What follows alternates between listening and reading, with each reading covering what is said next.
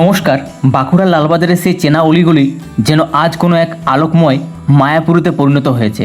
19 জ্যৈষ্ঠ থেকে শুরু হয়েছে এখানকার সেই বিখ্যাত হরিনাম সংকীর্তন, যা চলবে এখানে আগামী 23 জ্যৈষ্ঠ পর্যন্ত। সন্ধ্যা নামতেই চারপাশটা মেতে উঠেছে এক অদ্ভুত উন্মেদনায়।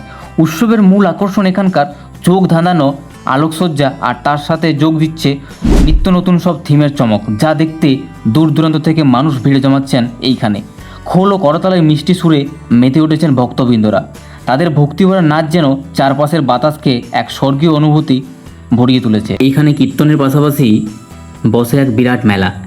মেলার মধ্যে যখন প্রবেশ করলাম, ভিড় ঠেলে সামনের দিকে এগোচ্ছিলাম, হঠাৎ দূর থেকে একজন চেনা মুখে একগাল হাসি নিয়ে এগিয়ে এলেন, এবং তিনি আর কেউ নন, আমার একজন প্রিয় দর্শক বন্ধু।